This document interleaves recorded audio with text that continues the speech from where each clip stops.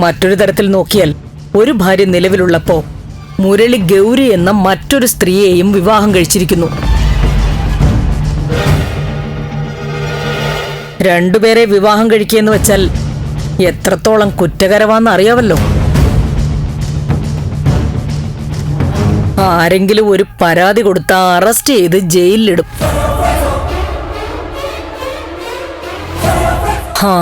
മുരളിയിലാണെങ്കിൽ ഒരു ജയിൽവാസ യോഗം ഞാൻ നേരത്തെ കണ്ടിട്ടുണ്ട്.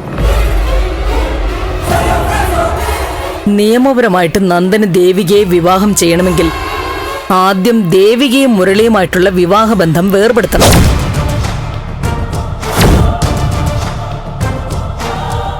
അങ്ങനെ വിവാഹമോചനത്തിന് അപേക്ഷ കൊടുക്കുമ്പോ കൂടുതൽ കുഴപ്പങ്ങൾ വന്നേക്കും. ഗൗരി എന്നൊരു ഭാര്യയും കൂടി ഉണ്ടെന്ന് ആരെങ്കിലും ഒരു ഊമക്കത്ത് കോടതിക്ക് അയച്ചാലും മതി, കാര്യങ്ങൾ ആകെ തകിടം മറിയും.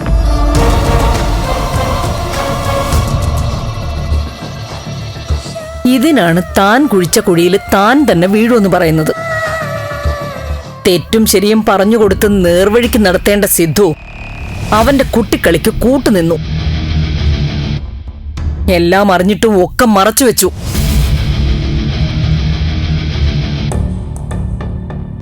അമ്പലത്തിൽ തനിക്ക് പകരം കൂട്ടുകാരനെ കൊണ്ട് കല്യാണം കഴിപ്പിച്ചിരിക്കുന്നു. വിനാശകാലെ വിപരീത ബുദ്ധി. വരുന്നത് അനുഭവിച്ചോ എന്നും പറഞ്ഞ് എനിക്ക് വേണമെങ്കിലും മാറി നിൽക്കാം. പക്ഷെ സിദ്ധുവും എന്റെ കുടുംബവും വീണു പോകുന്നത് കാണുമ്പോ സഹിക്കാൻ എനിക്ക് പറ്റില്ല. അതുകൊണ്ടാ ഞാൻ പറയുന്നത്, നന്ദൻ മീരയെ വിവാഹം ചെയ്താൽ ഞാൻ മുന്നിൽ നിന്ന് എല്ലാം കൃത്യമായിട്ട് പരിഹരിച്ചു തരും. പ്രഭ, ഒന്ന് നിർത്ത.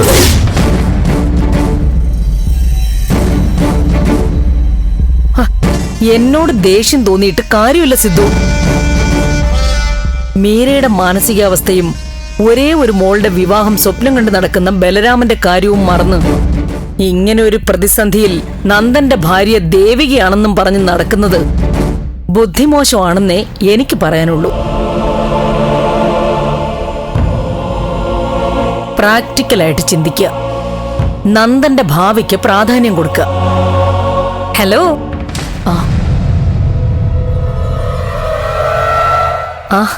മോളെ, എന്താ ഒരു ഗൂഢാലോചന? ഞാൻ നോക്കുമ്പോ എപ്പോഴും ഇങ്ങനെയാണല്ലോ. എല്ലാരും രഹസ്യമായി എന്തോ സംസാരിക്കുന്നത് കാണാം. എന്നെ കാണുമ്പോ അതങ്ങ് മാറ്റും. എന്നാ മോള് കേട്ടോ, ഞങ്ങൾ മോളുടെ കല്യാണക്കാരി സംസാരിച്ചുകൊണ്ടിരിക്കുകയായിരുന്നു. ഓ, ഗ്രേറ്റ് ഗ്രേറ്റ്. എന്നാ നടക്കട്ടെ. എന്തായാലും അച്ഛനും കൂടെ എത്തുമ്പോ പിന്നെ ഫുൾ ടീമായി.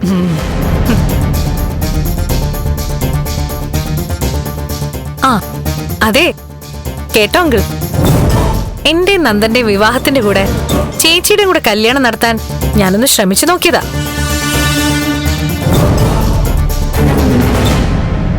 പക്ഷെ ഉദ്ദേശിച്ച പോലെ കാര്യങ്ങൾ നീങ്ങിയില്ല. ഒരു പെർഫെക്റ്റ് കക്ഷിയെ നമ്മുടെ രജനി ചേച്ചിക്ക് വേണ്ടി ഞാനൊന്ന് കണ്ടെത്തി.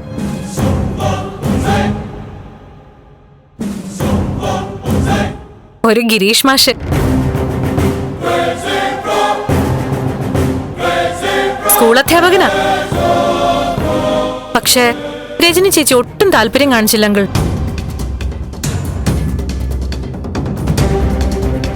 ഗിരീഷ് മാഷിനോട് ഞാൻ കാര്യം പറഞ്ഞിരുന്നു. പക്ഷെ പുള്ളി പിടിതരുന്നില്ല. ആൾക്കൊരു കട്ട പ്രണയമുണ്ടത്രേ.